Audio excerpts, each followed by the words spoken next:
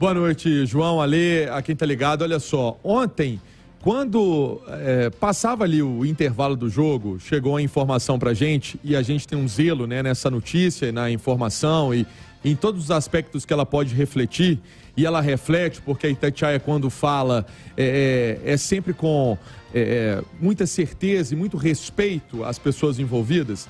A gente recebeu uma informação que o Pessolano não permaneceria no Cruzeiro. Inclusive, o nosso colega Rubem Júnior ajudando ativamente nessa apuração. E aí, João, ela foi ganhando forma e até por um respeito ao treinador, ao Cruzeiro que vivia uma possibilidade de tentar chegar à final do Campeonato Mineiro e por outras circunstâncias disso chegar no vestiário porque chega, nós optamos por dar essa notícia mais no fim da partida, bem no fim da partida. E isso aconteceu.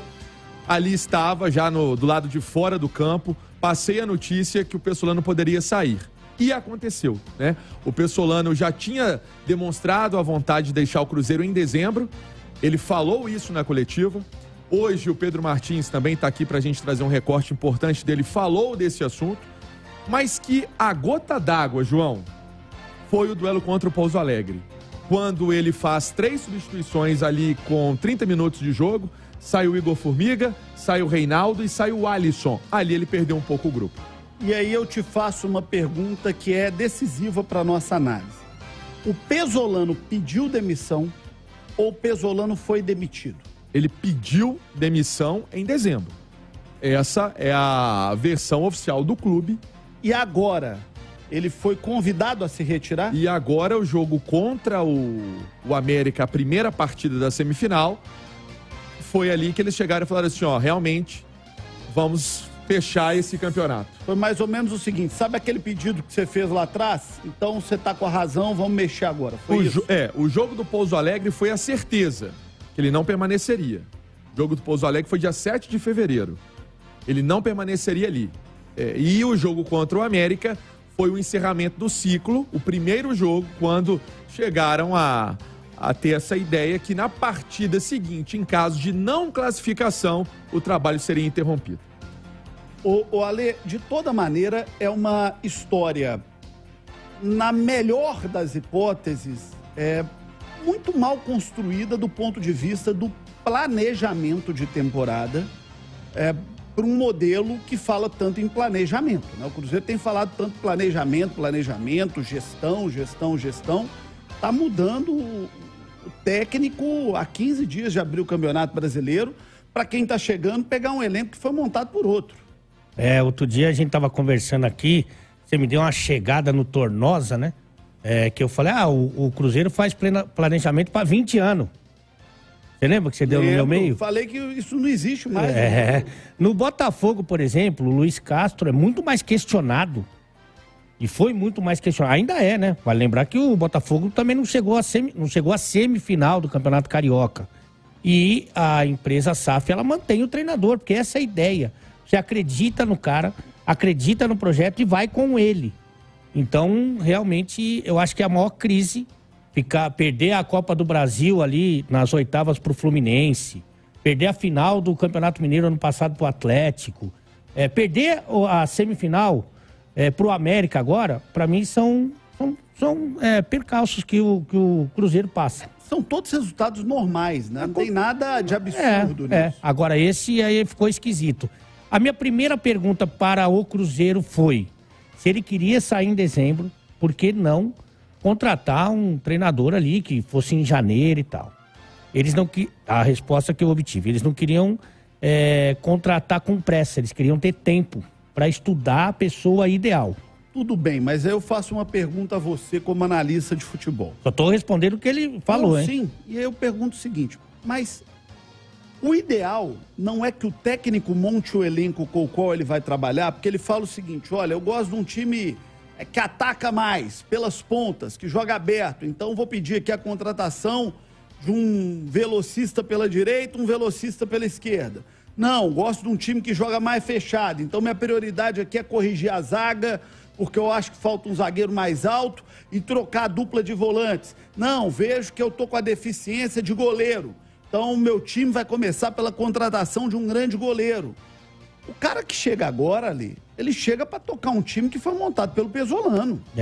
Ele vai ter que trocar o pneu desse carro com o carro na estrada. Não, certamente é o ideal. O Pance pode me ajudar.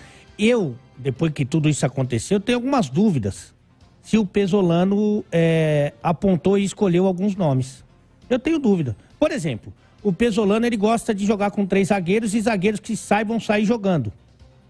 Esses zagueiros não chegaram. O Reinaldo, que é até um bom zagueiro, um rebatedor, um bom marcador, ele não sabe sair jogando. Então, será que ele que escolheu o Reinaldo? O Nicão nem de longe, embora bata bem na bola, tenha uma boa técnica, tem a intensidade que o Pesolano pede. Nem de longe. Outra coisa, os contratados que mais famosos, por assim dizer, até o maior investimento que é o Wesley, são jogadores que frequentaram muito o banco de reservas.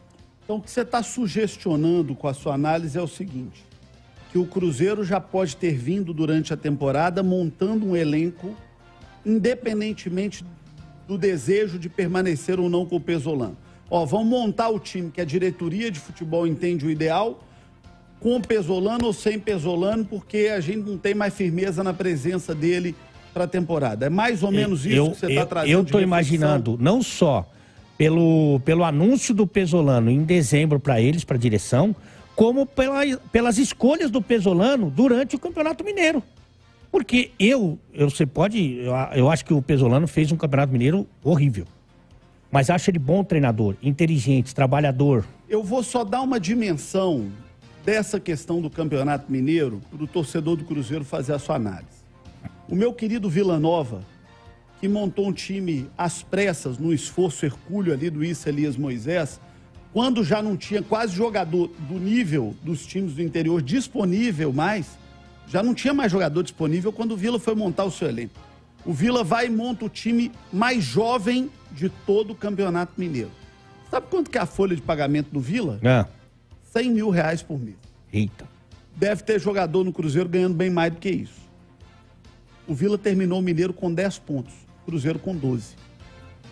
O Vila Nova com uma folha de pagamento de 100 mil reais por mês, com um time de meninos, com a folha de pagamento entre as mais baratas do Mineiro e com o elenco entre os mais jovens do Mineiro, terminou a 2 pontos do Cruzeiro. E se o Vila não tivesse sido garfado contra a Tombense lá em Tom, porque foi garfado lá... muito. O Vila poderia ter terminado com mais pontos do que o Cruzeiro. Estou falando isso, gente, é para que se faça uma análise, e essa análise é importante por parte do Cruzeiro, do seu torcedor, e em especial da sua diretoria, é que esse trimestre foi julgado na lata do lixo. O Cruzeiro jogou o período de contratações em dezembro, a pré-temporada de janeiro e fevereiro e metade de março, o Cruzeiro jogou no lixo ali. Na minha avaliação, não salva muita coisa até aqui. Não salva nada. Vai começar do zero. Talvez até, se você for mais radical, do -1, porque a confiança de muitos jogadores foi lá para baixo. Mesmo dos jovens, Ian Lucas, que é um jogador muito promissor, que consegue ter... a coisa foi tão mal conduzida que ele termina o campeonato em baixa. E ele é um ótimo jogador, um jogador muito promissor. Tanto dos novos, os que chegaram esse ano, que foram contratados para quê? Para que esses caras foram contratados? Por que foram buscar o Nicão, que não jogava no São Paulo? Por que foram buscar o Wesley, que não jogava no Palmeiras? Foi para recuperar esses caras. E isso não foi feito. Isso não aconteceu. Então, assim, o trabalho não deixa nada. Ainda perdeu o ambiente ali. O que aconteceu, o Pansieri, para mim a gota d'água, assim, é fim de linha, não tem jeito nem de pensar mais em continuar, nem para ele, nem para a diretoria. Foi o que aconteceu na Arena do Jacaré semana passada. Quando acaba um jogo e as pessoas que estão do lado de fora do vestiário escuta jogador saindo um para cima do outro e técnico dando berro, grito, ali acabou, meu amigo.